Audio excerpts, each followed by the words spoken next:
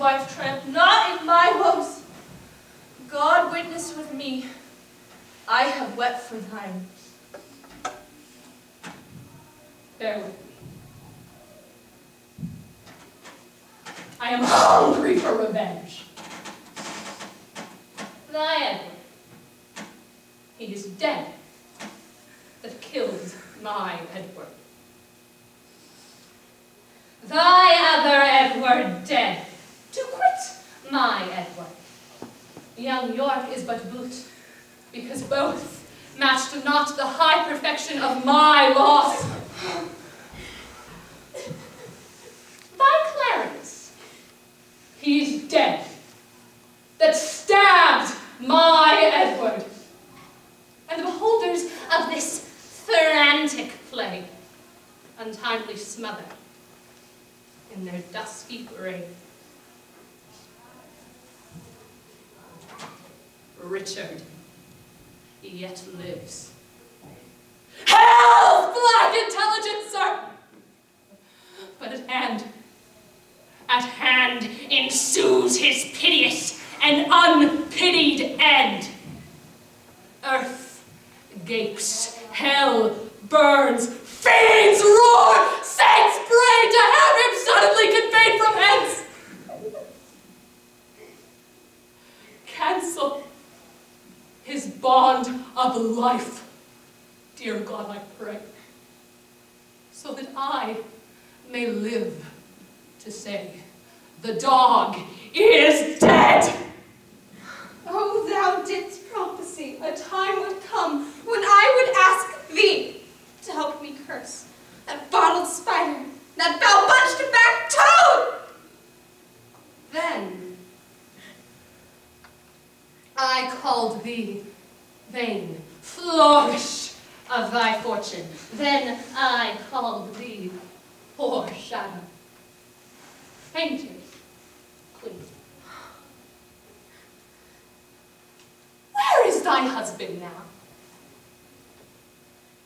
Where be thy brothers?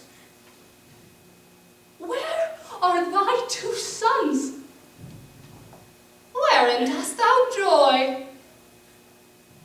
Who sues and kneels and says, God save the queen?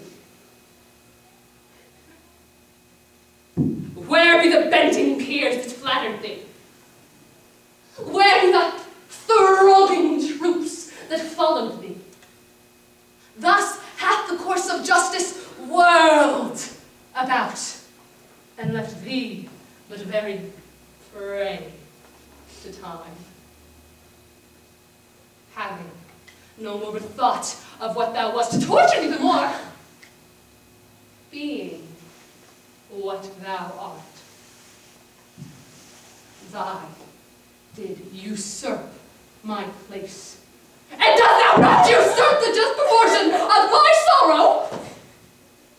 Now thy proud neck bears half my burdened yoke, where even here I slip my weary head and lay the burden of it all on thee. Farewell, York's wife, queen of sad mischance. These English woes will make me smile in France. Oh, thou well skilled in curses, stay a while and teach me to curse mine enemies. Forbear to sleep the nights and fast the days. Compare dead happiness with living woe. Think that thy babes were sweeter than they were, and he which slew them fouler than he is. Bettering thy loss will make a bad causer worse. Revolving this will teach thee how to curse. My words are dull, quicken them with thine. Thy woes will make them sharp and pierce like mine. Why should calamity be full of words? When do you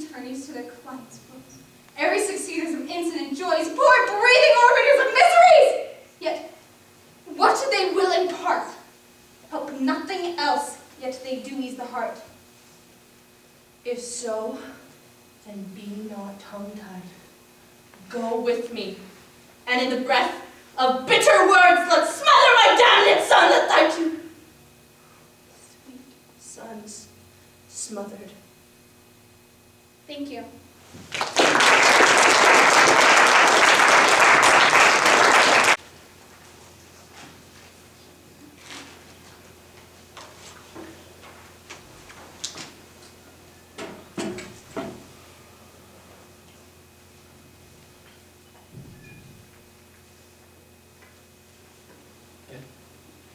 Alright, we are L24, and we are going to be performing a scene from Medea by Euripides.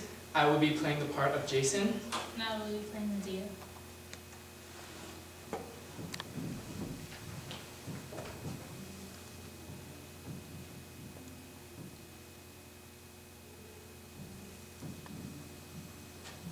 Why do you batter these gates and try to unbar them, seeking the corpses and for me who did the deed?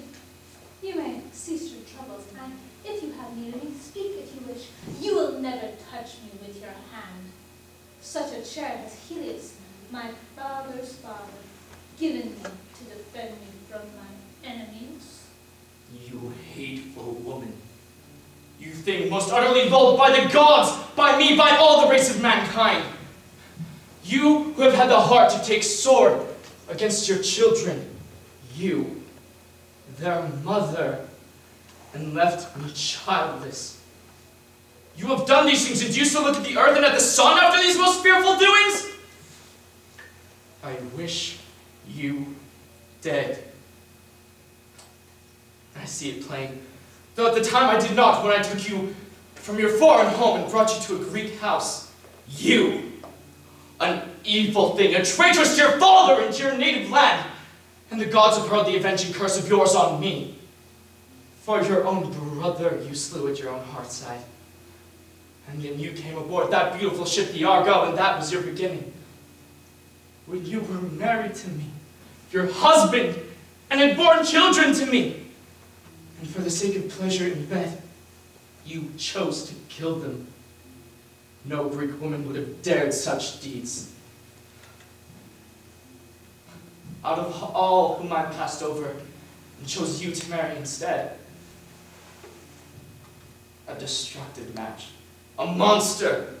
Not a woman with a nature wilder than that of Scylla in the Tuscan sea.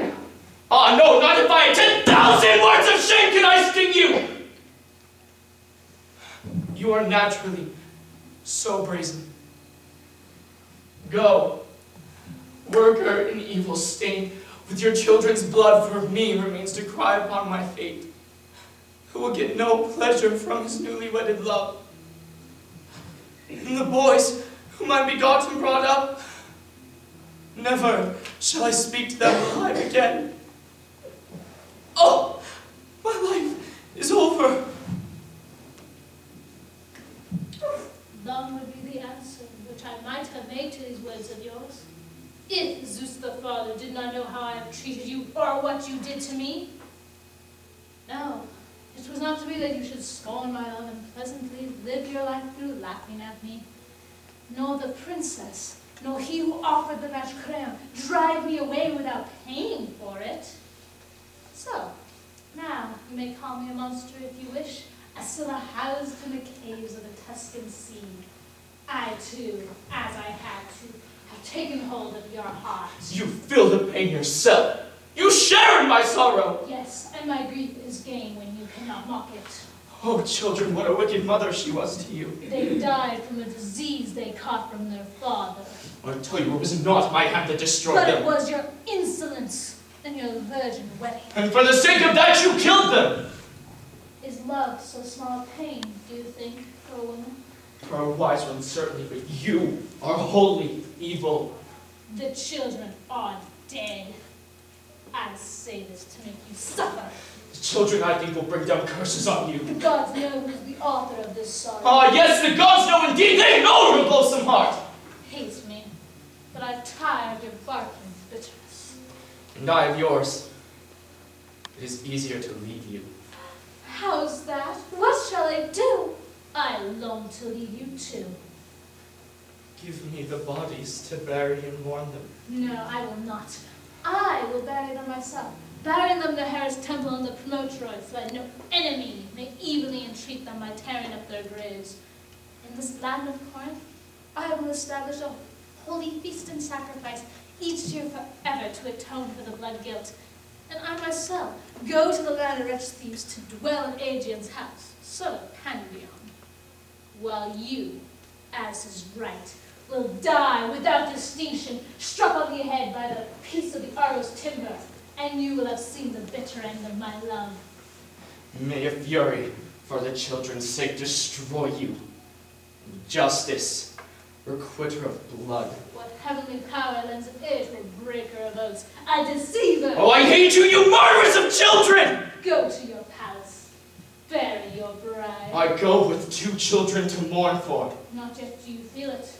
Wait for the future. Oh, children I love. I loved them, you did not. You loved them and killed them! To make you feel pain. Oh, wretch that I am.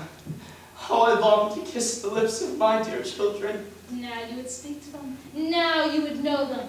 Then you reject them. Let me, I beg you, touch my boy's delicate flesh. I will not. Your words are all wasted. Oh, God. Do you hear it? This persecution, these my sufferings from this most hateful woman. A monster, a murderess of children. But what I can do, that I will do. I will lament and cry upon the heavens, calling on the gods to bear witness to me how you have killed my boys and prevent me from touching their bodies or giving them burial. I wish I had never begot them, see them afterwards slaughtered by you.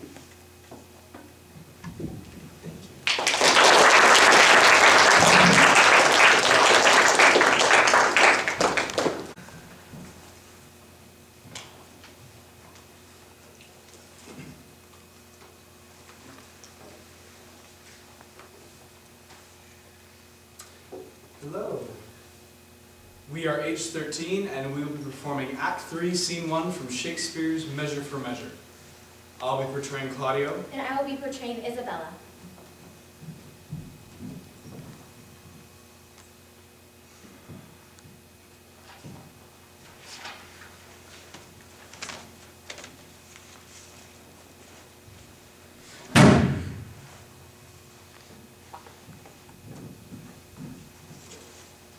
Oh, now, sister.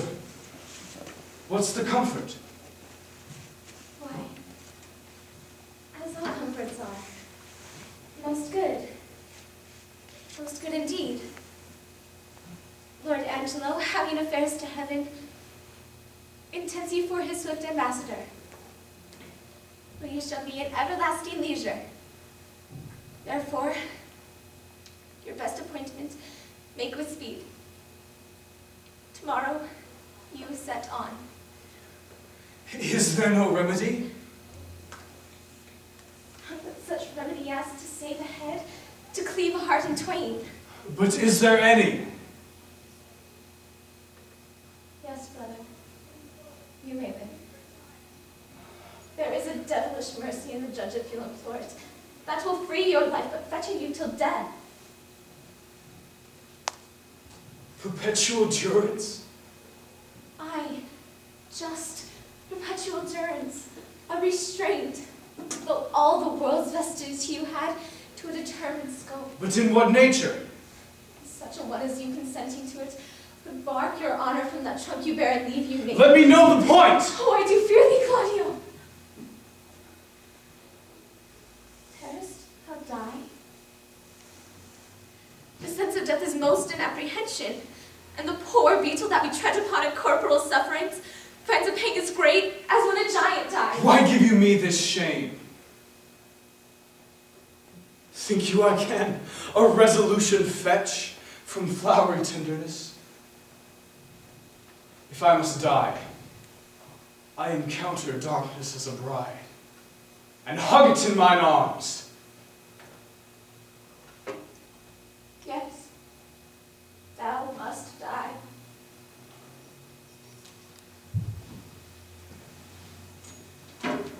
power too noble to conserve a life in base appliances. This outward sainted deputy whose subtle visage and deliberate word nips you to the head, and follies within you, as falcon to the bow, is yet a devil. Is filth within me cast, he would appear upon his deepest hell. The precise Angela. Oh, 'tis the cunning livery of hell, the damned's body to invest and cover in precise garb. Dost thou think, Claudio, if I were to yield to my virginity, thou mightst be freed? Oh heavens, it cannot be. Yes, he would give thee from this rank offense so to offend him still. This night's the time that I should do what I abhor to name, or else thou diest tomorrow. Thou shalt not do it. Oh, for